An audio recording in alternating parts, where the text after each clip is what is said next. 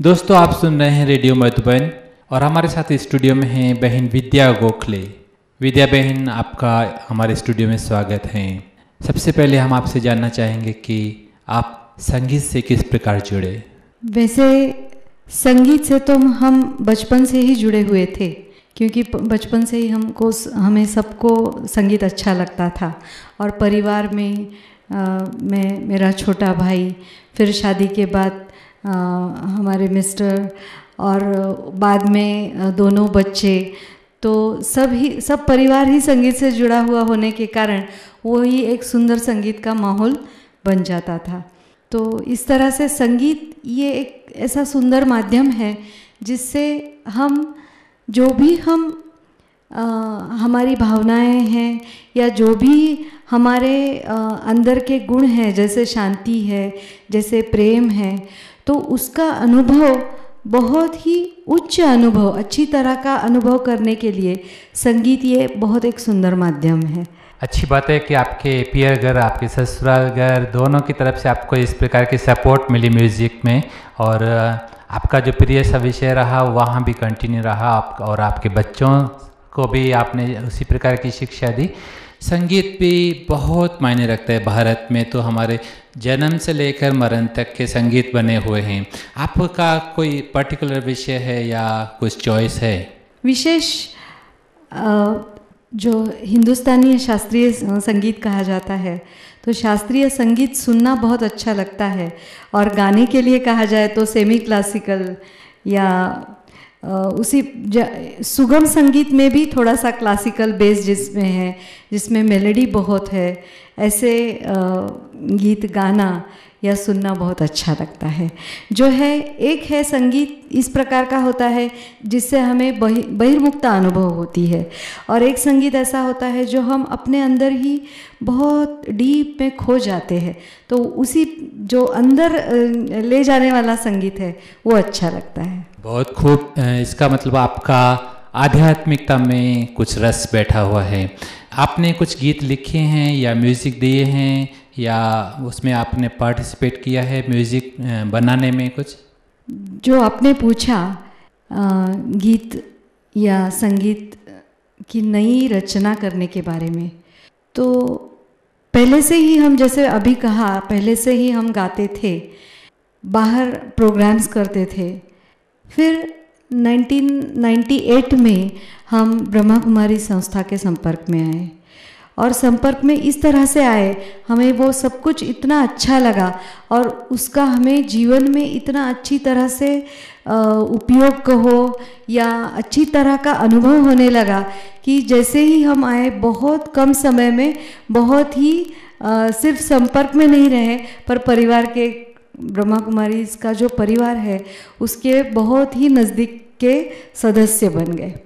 और जैसे ही सदस्य बन गए तो इसमें जो ज्ञान सिखाया जाता है उसमें बताया जाता है कि हमारा सत्य अस्तित्व जो है वो हमारे अंदर की जो आध्यात्मिकता, जिसको हम आत्मा कहते हैं, वो अस्तित्व है, और वो उसकी हम अनुभूति अपने अलग अलग गुणों से करते हैं। जैसे है आनंद है, सुख है, पवित्रता है, शक्ति है, शांति है। तो इस बात को जैसे ही बहुत अंदर से हमने महसूस करना शुरू किया और संस्था के संपर्क में आए और महसूस करना शुरू किया, इसमें ज़्यादा कुछ नहीं, 15 दिन या 1 महीने का ही बीच में समय गया होगा।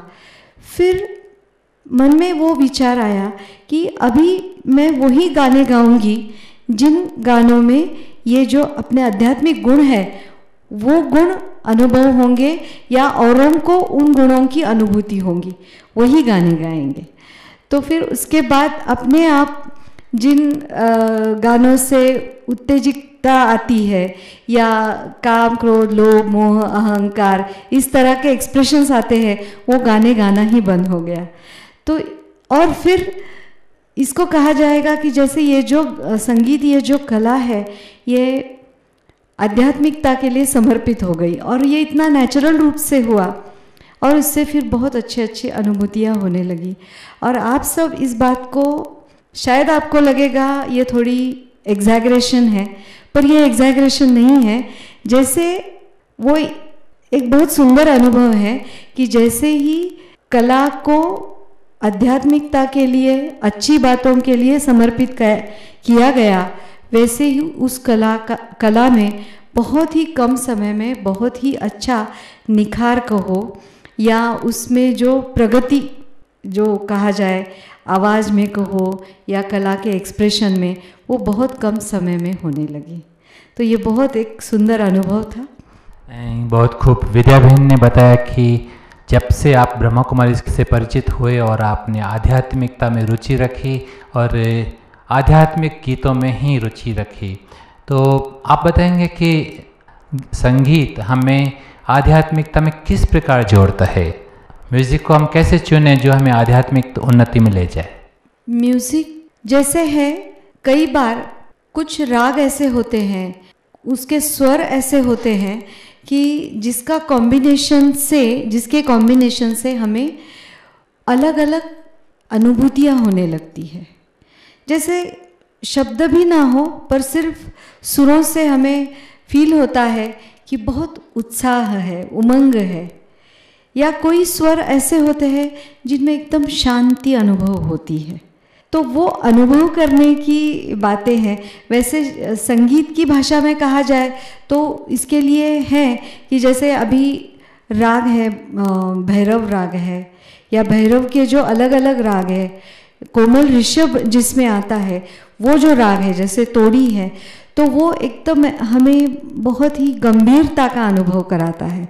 पर उस गंभीरता में आध्यात्मिकता जैसे भरी हुई है। कई बार गंभीरता में भी नेगेटिव फीलिंग भी आती है, पर वो वाली गंभीरता नहीं जिसमें शांति है, जैसे जिसमें गहरा भाव है, इस प्रकार का। तो कौन सिलेक्शन करने में या तो शास्त्रीय संगीत या सुरों की जानकारी हो, पर इससे ही परे की बात है कि हमें फील होता है, अनुभव होता है, वैसी बात।